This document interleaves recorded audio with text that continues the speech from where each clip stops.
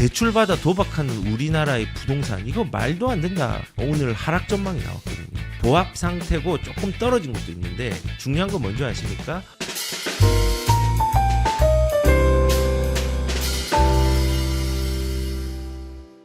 이런 얘기들이 있더라고요. 대출과 자산은 도박이다. 그러면서 이제 어떤 분은 집값이 10억입니다. 몇 년 벌면 살 수가 있는 겁니까? 이 10억이라는 돈은 아무리 벌어도 몇 년을 벌어도 모을 수 없는 돈이라는 거죠. 이건 완전 도박판입니다. 라고 얘기를 했고요. 그리고 어떤 분은 대출받아 도박하는 우리나라의 부동산 이거 말도 안 된다. 가계부채 폭탄들이 이제 터지면 너희들 난리 날 것이다. 이제 그런 내용으로 적은 겁니다. 근데 저는 좀 그런 얘기를 좀 드리고 싶습니다. 자산을 가지지 않고 가만히 있는 선택을 한 사람들이 자본주의 사회에서는 더 큰 도박을 하고 있다고 생각합니다. 그리고 대출로 도박을 한다는 논리를 따지면요. 국가도 도박을 하는 것이고 기업도 도박을 하는 것이고 개개인도 도박하는 거고 모든 사람들이 도박을 하는 겁니다. 왜냐하면 우리나라의 국가 예산이 580조입니다. 2025년도. 근데 지금까지 쌓아온 국가 부채가 1200조입니다. 물론 여기는 과도함이 있고 문재인 정부 때 국가 부채율 자체가 40%가 처음으로 건국일에 넘었었죠. 그리고 문재인 정부가 이제 국채를 발행한 것 자체가 건국 이래부터 박근혜 정부가 있기 전까지의 3분의 1 가량의 국가 부채들을 불러일으켰습니다. 그러니까는 뭐 그때는 좀 문제가 있었고 그랬죠. 그런데 지금 제가 말씀드리고자 하는 건요. 도박이라고 해요. 대출을 한다는 건 도박이라고 하는데 그러면 국가도 지금 도박을 하는 거네요. 그리고 삼성전자가 2024년 9월 기준으로 지금까지 쌓아온 자기자본 대비 부채 비율 자체가 34%입니다. 그러면 삼성전자도 돈이 많지만은 도박을 하고 있는 건가요? 저도 그렇습니다. 저도 부채가 꽤 많습니다. 예. 근데 저도 저희 가족을 담보로 도박을 하고 있는 것일까요? 아니거든요. 그리고 얼마 전에 제가 상담한 사람 중에 한 분이 40억을 대출받았습니다. 능력 있는 분이었고 자산가였거든요. 충분히 감당할 수 있었고 이자가 2천만 원 나오는데 그 정도는 감당할 수 있다라고 얘기를 합니다. 근데 이분이 도박을 한 걸까요? 저는 도박이 아니라고 생각하거든요. 도박이 아니라 좋은 방향을 정하고 이 물건에 대해서 그 기준에 맞게 용기를 가지고 결정한 것이지 소비를 위해서 이렇게 대출하진 않았거든요. 그래서 자본주의는요, 은행의 예금과 대출에 따른 신용화폐가 시스템으로 굴러가는 것이지 단순하게 대출을 받는 것 자체가 잘못된 게 아닙니다. 그리고 여기서 10억을 어떻게 모아서 집을 사냐라고 얘기를 하셨지만은 집은 전적인 자기 소유한 돈으로만 사는 게 아니라 레버리지를 활용하는 사람들이 대부분입니다. 그래서 집을 사는데 내 그 월급이랑 결합을 해가지고 내 월급이 이 정도밖에 안 되는데 그러면 어떻게 우리가 부의 추월 차선에 갈 수 있겠습니까? 제가 자주 얘기를 했지만요. 어떤 모 대기업에 다니는 임원과 노동자 두 분이 저한테 상담을 받았습니다. 같은 회사 사람이. 근데 그 노동자이고 근로자였던 사람이 훨씬 더 부자였습니다. 왜 그럴까요? 그분은 레버리지를 이용해서 자산을 더 속도감 있게 생산 공장을 만들어서 늘렸거든요. 그래서 우리가 월급으로만 집을 산다라는 개념이 아니라 우리는 그 월급이 부족하기 때문에 그 월급을 같이 병행해서 생산할 수 있는 생산 공장을 부동산으로 가지고 2트랙, 3트랙으로 자산을 늘려가면은 10억이라는 돈들이 만들어질 수 있습니다. 아니 그러면 15억짜리, 20억짜리 집을 누가 사느냐? 대출을 받는 사람도 있겠지만요. 갈아타게 하는 사람도 있지 않습니까? 그래서 우리가 한없이 어두운 시장을 보면요. 한없이 아무것도 보이지 않습니다. 그런데 우리가 지식을 가지고 경험을 가지고 그리고 지식과 경험이 없다면요. 간접적으로 과거의 정책들, 과거에 경험했던 사람들의 해안들을 좀 보면서 우리가 앞으로의 미래들을 전망하고 지식들을 지혜로 해안으로 좀 승화시키는 과정들이 저는 필요할 거라고 생각이 듭니다. 그러기 위해서는 우리가 기준이 필요하고 그러기 위해서는 우리가 언론이나 대중의 심리에 선동되지 않는 기준들을 꾸준하게 가져가는 것들이 저는 필요하다고 생각을 합니다. 지금 시장들이 무섭잖아요. 왜 무섭냐면은 오늘 하락 전망이 나왔거든요. 한국부동산원에서 발표한 1월 둘째 주에 주간 아파트 매매 가격이 조금은 떨어졌다. 근데 되게 재밌는 워딩이 뭐냐면요. 미세한 하락이라고 합니다. 정부 통계에서 보니까 미세한 하락 전환이 확인이 되었다. 얼마나 미세하냐면요. 마이너스 0.0043%입니다. 너무 미세해서 뭐라고 할 말이 없습니다. 그런데 실질적으로 추세상 뭐 지금 대출에 대한 어려움들이 조금 있었는데 지금 조금은 개선이 됐죠. 그럼에도 불구하고 시국 자체가 어려움이 있어서 가격들이 조금은 주춤을 하고 있는 부분들이 있다고 생각합니다. 왜냐하면은 거래를 어려워하거든요. 반대급부적으로 이 어려운 시기를 어떻게 또 자산으로 타개시킬까 고민하는 사람들도 저는 있다고 생각합니다. 근데 실질적으로 이제 아파트 매매 가격들은 지금 보합 상태고 조금 떨어진 곳도 있는데 중요한 건 뭔지 아십니까? 호가는 내려가지 않고 있습니다. 그리고 실질적으로 거래량들도 꽤 많이 붙고 있는 곳도 저는 있다고 생각을 합니다. 생각이 아니라 팩트입니다. 제가 보여드리겠습니다. 그리고 저는 이 워딩을 보면서 우리가 선동되지 않았으면 좋겠다라고 생각한 게 떨어지고 올라가고 저는 지금 이거를 맞추는 게 중요한 게 아니라고 생각합니다.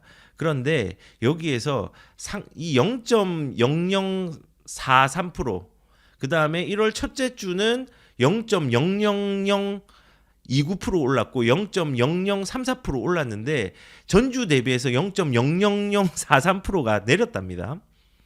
이거는 사실 너무 미미해서 비교의 대상이 아니거든요. 이게 상승과 하락을 논할 논쟁거리는 저는 아니라고 생각을 합니다.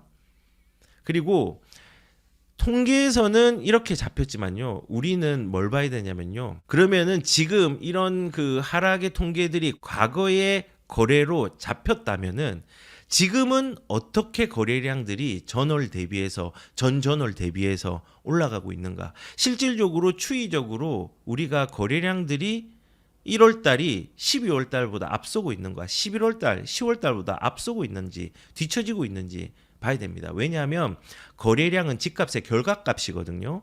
그러면 그 추이들을 봐야 되는데 언론에서 이렇게 얘기하지만요. 저는 개인적으로 1월의 거래량은요.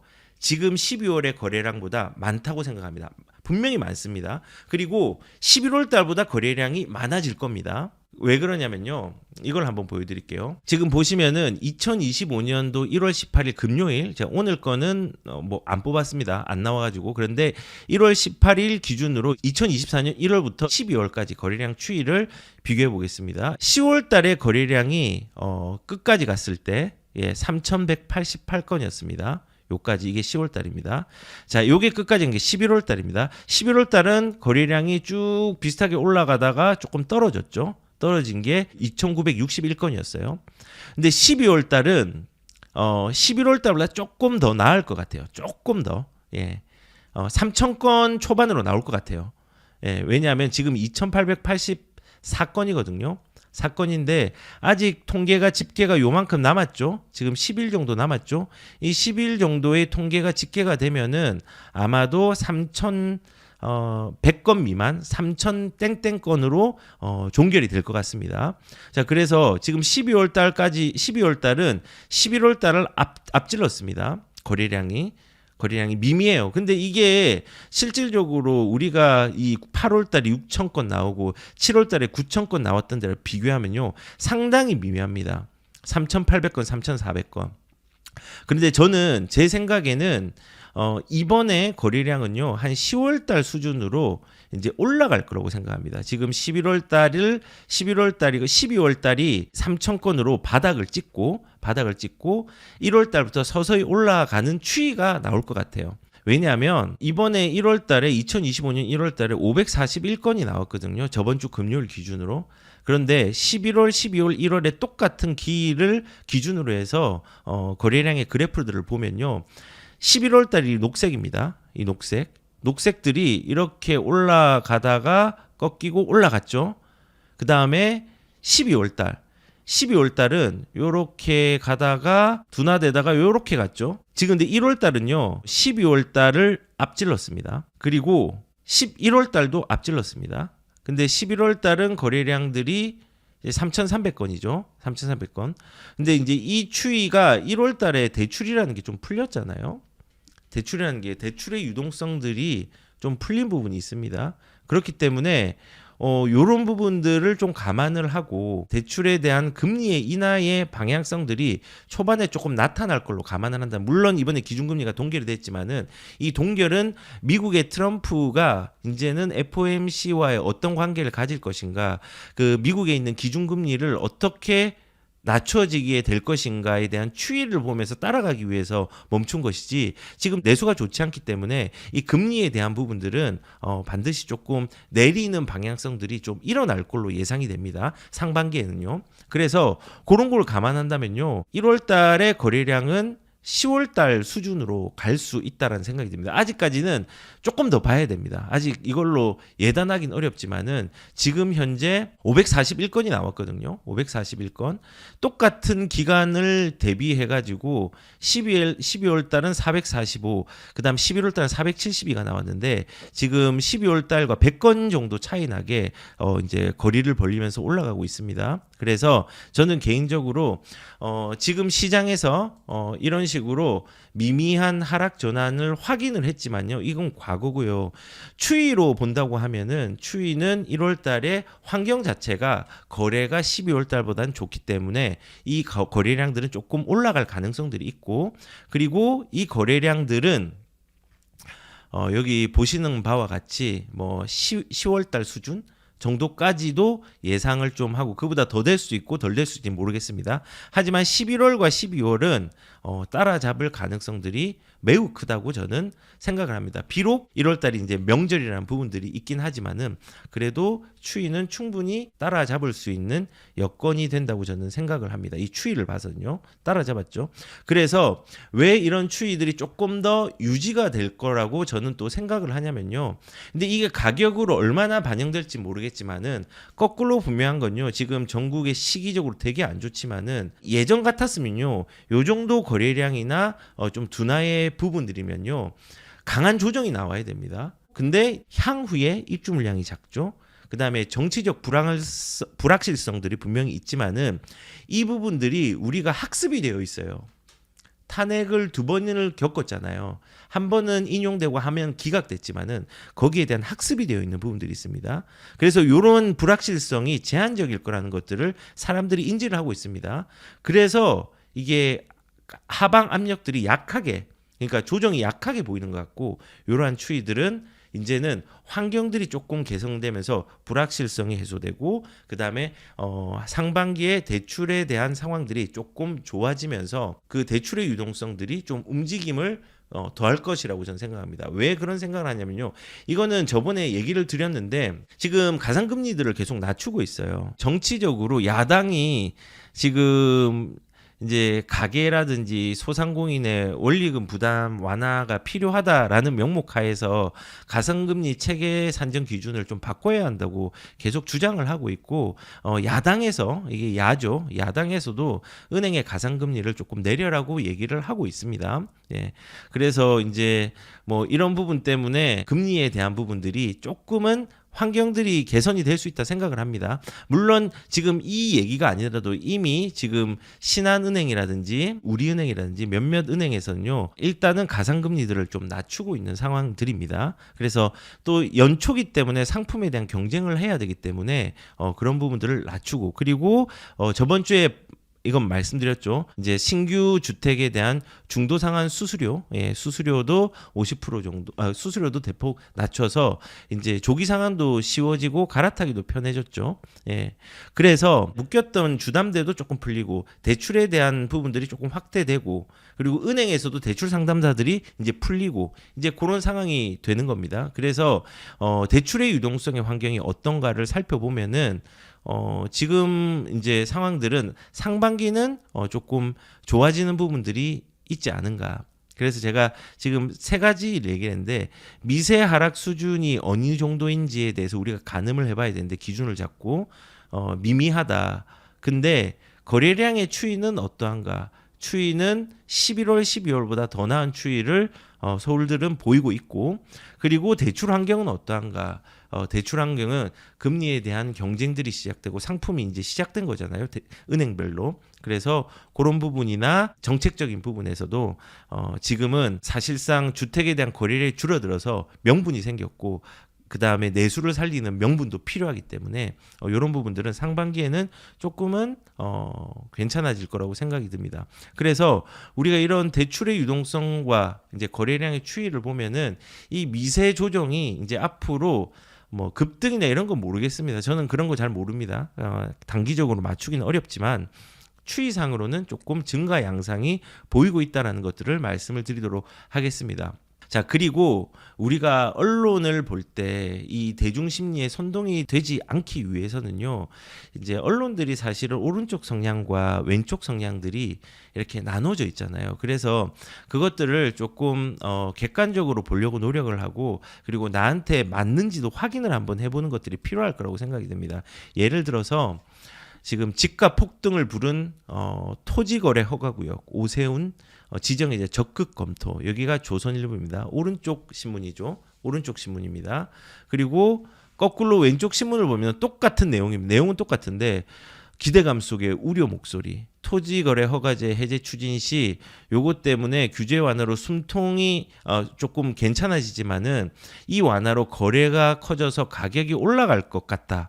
라는 왼쪽에 이제 신문의 주장들이 있고, 그 다음에 오른쪽 이제 조선일보죠. 오른쪽 신문 같은 경우는 이미 토지거래 허가구역으로 주변이나 이 지역들이 효과 없이 폭등을 일으킨 부분들이 있기 때문에 오세훈 시장이 적극 검토 해제를 하는 것들이 맞다라는 얘기들을 하고 있습니다. 그래서 똑같은 내용입니다. 내용도 글자도 다 비슷합니다. 그런데 왜 이렇게 헤드라인이 다를까요? 이게 그래서 우리는 많이 노출되는 언론이 정답이 아니라 우리가 이것들을 객관적으로 볼 수 있는 상황들을, 시장 상황들을 좀 보는 게 중요합니다. 토지거래 허가 구역이라는 건요, 원래 주거지에는 주거지하면 안 되는 거예요. 저도 예전에 공직에 있을 때 토지거래 허가구역을 담당을 해가지고 행정 처리를 해봤습니다. 그리고 판교 같은 경우 이런 지역들이 토지거래 허가구역을 지정을 했어요. 왜냐하면 개발을 하는데 누가 거기에다가 새 아파트 짓고 새 주택 짓고 해버리면은 개발이 안 되잖아요. 그 판교 테크노밸리를 만들려고 하는데 그럴 때 토지거래 허가구역을 지정을 하는 겁니다. 그런데 이번에 주택거래 허가구역이라는 것들을 지정을 저번에 하려고 하니까 이게 이제 위법한 상황이 되어서 땅에 있는 부속물이 건물이니까 토지거래 허가구역을 주거지역에도 지정을 해가지고 거래를 허락받고 할 수 있도록 만들어 놓은 게 토지거래 허가구역입니다. 그래서 이 취지 자체는 문정부 시절에 거래를 여기는 너무 비싸고 집값을 자극하니까는 거래를 많이 못하게 해. 오르지 못하게 라고 저지를 하려고 막아놓은 건데, 이 막아놓은 부분들을 오세훈 시장이 빨리 해제를 했어야 되는데 최대 5년까지 토지거래 허가를 지정을 할 수 있거든요. 지금 5년째입니다. 이 끝까지 간 겁니다. 그런데 이제 거래량이 줄어드는 명분, 그다음에 정치적인 명분도 분명히 있을 겁니다. 그거는 이제 구체적으로 얘기를 하지 않겠지만은 그런 여러 가지의 명분 때문에 이제 토지거래 허가구역을 해제를 하겠다고 하는 겁니다. 근데 토지거래 허가구역이 사실상 효과가 없었거든요. 여기서 말한 것처럼요. 집값 폭등을 부른, 그러니까 효과가 없었던 토지거래 허가구역이 맞습니다. 왜냐하면 반사이익을 받는 데가 개포동이라든지 반포 같은 경우는 반사이익을 받죠. 그리고 실질적으로 거래를 막았지만은 눌려 있으면서 작은 거래에서 큰 폭의 상승이 나왔던 데가 토지거래 허가구역이 지정된 곳이었죠. 그렇기 때문에 효능이 없기 때문에 이것들을 해제하는 게 맞습니다. 근데 이 지정권자가 국토부 장관도 있고 이 시장도 있습니다. 이 서울시 시장도. 그렇기 때문에 만약에 오세훈 시장이 이걸 해제한다고 하고 지금 현재의 정당 자체가 이거를 토지거래 허가를 계속 유지해야 된다고 하면요, 5년을 국가에서 또 지정할 수 있습니다. 그리고 5년이 끝나면은 또 누가 지정할 수 있냐? 서울시에서 지정할 수, 영원히 지정할 수 있는 겁니다. 그런 상황, 메커니즘이 있는 겁니다. 그런데 이제 그렇게까지는 되지 않을 건데, 조선일보에서는 이게 잘못된 제도이다라는 표현들을 이렇게 헤드라인에다가 한 거고요. 거꾸로 왼쪽에 있는 부분들은 해제 추진을 하면서 점점점 했죠. 아, 이거 해제 추진해도 되나? 이제 그 말이죠. 기대감도 있지만은 그 속에 더 핵심은 우려의 목소리가 크다는 겁니다. 아, 이걸로 거래가 굉장히 많이 되고 이렇게 되면은 문제가 많을 텐데 어떻게 될까? 이렇게 해제도 되는 건가? 이런 우려의 목소리들을 헤드라인에 담은 거죠. 이렇게 정치 성향들이 다른 신문들을 우리가 객관적으로 본다고 하면은 그냥 사실만 보면 됩니다. 첫 번째 토지거래 허구구역으로 효과가 있었나? 없었습니다. 그러면은 이 토지거래 허가구역을 해제를 하면은 어떻게 될까에 대한 부분들은 우리가 알 수는 없겠지만은 저는 개인적으로 이걸 해제한다고 해서 당장 집값이 크게 오르지는 않을 거라고 생각합니다. 왜냐하면 일단은 토지거래 허가구역을 해제를 하면은 갭 투자자들도 실거주가 아닌 갭 투자자들도 투자를 할 수 있는 여건들이 생기는 겁니다. 그리고 그 투자를 할 수 있는 물건들이 또 가지고 있던 사람들이 훨씬 또 많이 나오게 되겠죠. 근데 물건들은 많이 나오는데 이제 이걸 거래하기는 쉽지는 않을 거예요. 고가이기도 하고 이제 특히 목동이라든지 뭐 아니면은 저기 압구정 같은 경우는 고가이면서 전세가가 굉장히 낮잖아요. 그렇기 때문에 쉽게 거래가 될 수 있는 부분들은 갭으로도 좀 어려운 부분이 있다고 생각을 합니다. 그런데 일단 공급 물량들, 그러니까는 기존의 물량들이 실거주의 물량만 있다가 공급이 될 수 있는 갭 투자의 물건들도 나온다는 의미에서는 이게 공급이 확대가 되는 거잖아요. 확대가 되는 거고, 근데 상품이 좋냐? 좋지만은 그 상품에 들어가기 위해서는 목돈이 필요하기 때문에 이것도 이 목돈에 대한 부분들의 수요들이 얼마나 붙일지는 저는 조금은 이제 사람들이 간을 볼 거라는 생각이 듭니다. 그래서 저는 개인적으로 토지거래 허구역이 오히려 이거를 해제하면요 올라갈 수는 있습니다. 그러니까는 뭐 당장은 올라가지 않겠지만요. 이게 이제 붐을 타면 올라갈 수 있잖아요. 근데 결국은 이 올라가다가 가격들이 너무 과도해지면은 이 가격을 시장에서 또 결정하는 부분들이 있겠죠. 그래서 이 토지거래 허가구역을 저는 개인적으로 제 개인적인 의견은 해제하는 게 맞다. 오히려 안 좋은 상황들을 많이 만들었다. 그리고 제가 여기서 또 얘기하고 싶은 건요. 서로 다른 정치 성향의 신문들이 헤드라인들을 다르게 사용한다. 똑같은 내용이라도. 그래서 우리가 시장을 바라볼 때 언론과 대중심리에 선동되지 않는 기준들이 필요하다는 게 왜 그러냐면요. 이렇게 헤드라인이 다릅니다. 지금 뭐 탄핵 국면이고 지금 정치적으로도 문제가 많이 발생한 상황인데 여기에서도 오른쪽과 왼쪽 이게 이제 진영 논리로 따져서 완전하게 극과 극의 어떤 방송들을 보여주고 있잖아요. 그렇기 때문에 우리가 이것들을 객관적으로 보기 위해서는 실제로 이 언론에서 얘기하는 것들이 팩트가 아닌가 이런 것들을 스스로 한번 찾아봐야 됩니다. 토지거래 허가구역이 지정이 되었는데 이 지정이 돼서 효과가 있었더라 없었더라 찾아봐야 됩니다. 해제의 명분이 있더라 없더라 찾아봐야 됩니다. 지금 오세훈 시장은 여기 용역을 추진해가지고 토지거래 허구구역 해제는 거의 할 것 같습니다.